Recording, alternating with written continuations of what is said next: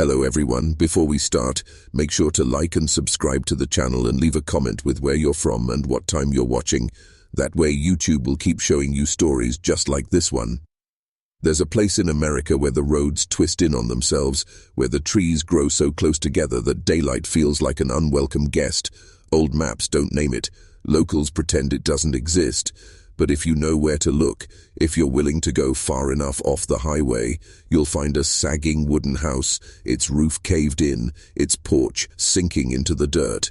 And beneath that house, buried deeper than the roots of the oaks that surround it, lies a family secret so grotesque that even the county sheriff refused to step inside. This is not folklore. This is not a campfire story. This is a documented lineage, names, dates, photographs, all tied together by one thing, the deliberate isolation of blood. A dynasty not built on wealth or honor, but on the idea that outsiders could not be trusted, and that love should never leave the walls of the home. The family I'm about to tell you about never appeared in the census the way you'd expect. Generations were marked only by first names because surnames had long ago tangled into each other. They lived, worked and married entirely within themselves, creating a web of relations so tight that the branches of their family tree looped back onto the trunk. What outsiders didn't know, or refused to admit, was that this was not accidental. It was a legacy, an inheritance of control passed from father to son, mother to daughter. And it began over a century ago when the patriarch of this bloodline bought a stretch of land so far from the nearest neighbor that no one could witness what happened there. Over the decades, the hills and hollows became their fortress, their prison, and their curse. People stumbled upon them. Hunters, lost travelers, occasional state workers spoke in hushed voices about what they saw. Faces that seemed off, eyes that didn't match, voices that trembled like they were not used to speaking to strangers. Some described the family members as trapped in time, others as not quite right. But the most chilling part was not how they looked. It was how they watched you, like they knew you didn't belong, like they'd do anything to keep you from leaving with their secret. And yet, the truth did leave.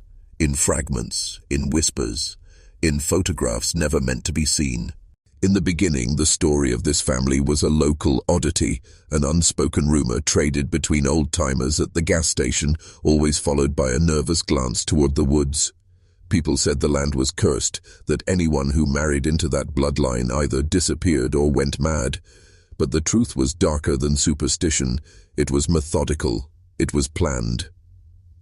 The earliest recorded ancestor, a man named Elias Mercer, settled here in the late 1800s. Elias came from a long line of stubborn men, hard-working farmers who trusted no one and despised the outside world.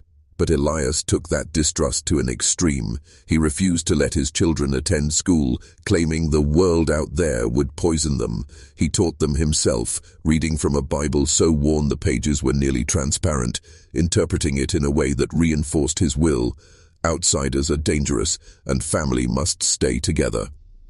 By the time his children were grown, they had no friends beyond their own siblings. Marriage between cousins was expected, not hidden. And when someone did try to leave, a daughter who fell in love with a traveling salesman, a son who wanted to work in the mill, Elias made sure they didn't come back. Some say he threatened them. Others believe he did worse. Whatever the truth, no one escaped. As decades passed, the practice became tradition. Children born from these unions were sheltered from birth, their lives confined to the property. They knew nothing of cities, nothing of other families, nothing of life beyond the winding dirt road that led to their home. And when they did encounter strangers, their reactions ranged from skittish fear to unsettling fascination. In the 1930s, the outside world began to take notice. A county health worker sent to survey rural communities during the Depression stumbled upon the Mercers. What she found was enough to haunt her until her DA took.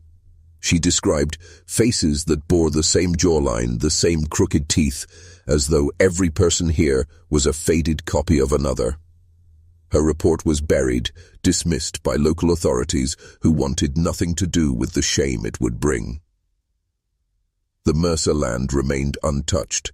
The family kept to themselves, and the bloodline tightened, each generation further binding itself into the twisted knot Elias had begun. But in time, nature began to show its rebellion. The human body can only endure so much repetition of the same genes before it falters, and the Mercer children began to bear the weight of that truth.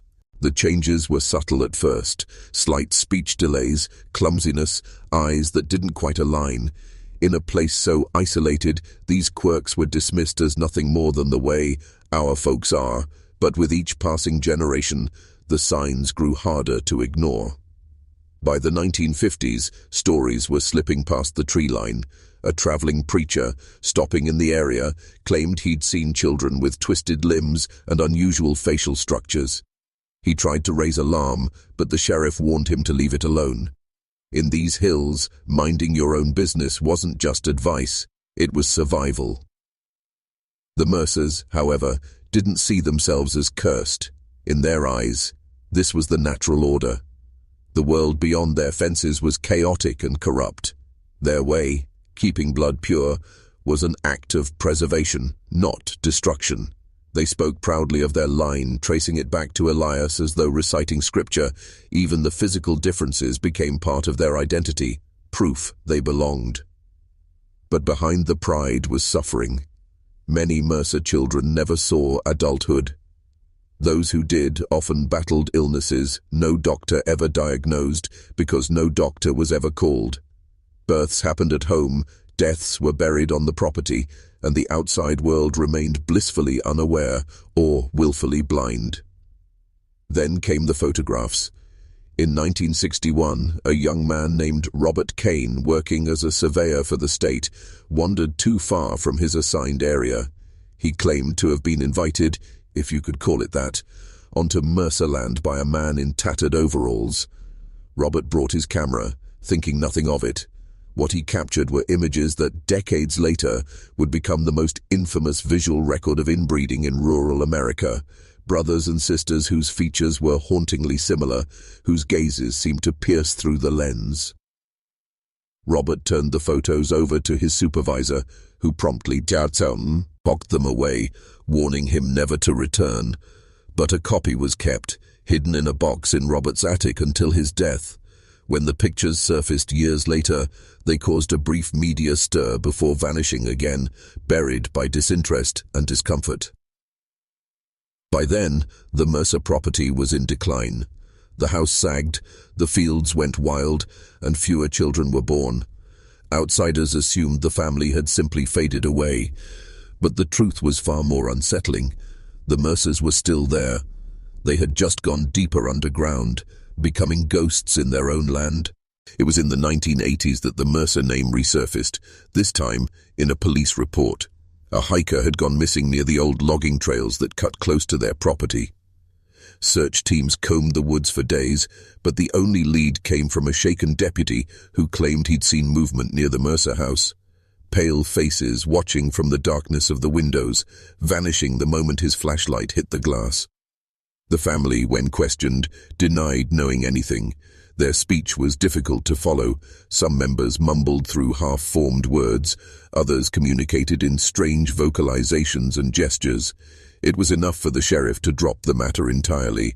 In a small town, there's a limit to how much truth anyone is willing to handle, and the Mercers had long since crossed that line. What no one could see from the outside was the ritual life inside those crumbling walls.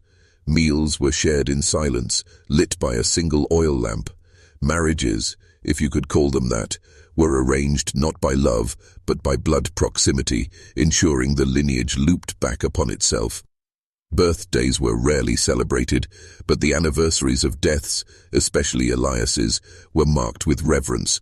His portrait still hung above the hearth, his stern eyes watching over every generation as though reminding them of the vow, family first, always. By now, the genetic toll was undeniable. Some Mercer children were born unable to walk, others unable to speak. A few possessed a strange combination of traits: heightened sensitivity to light, oddly acute hearing that locals whispered were signs of the old curse. Yet within the family, these were not flaws.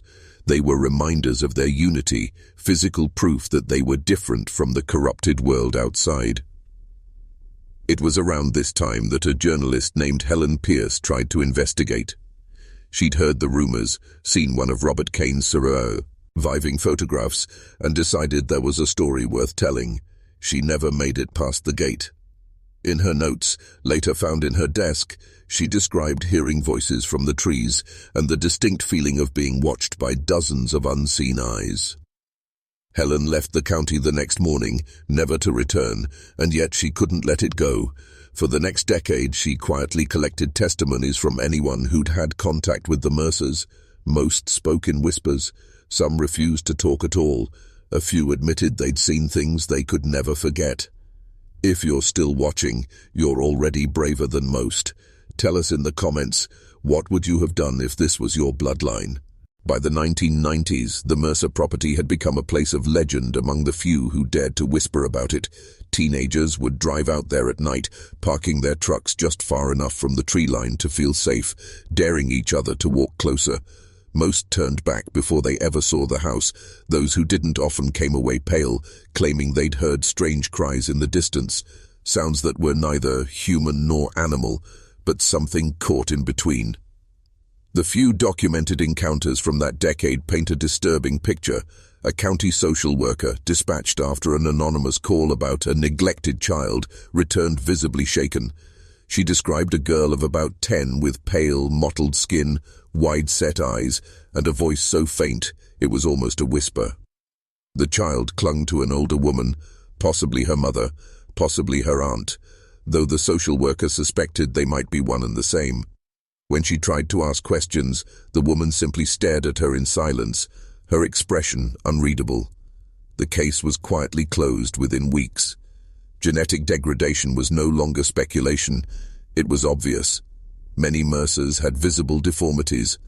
Others struggled to form coherent sentences.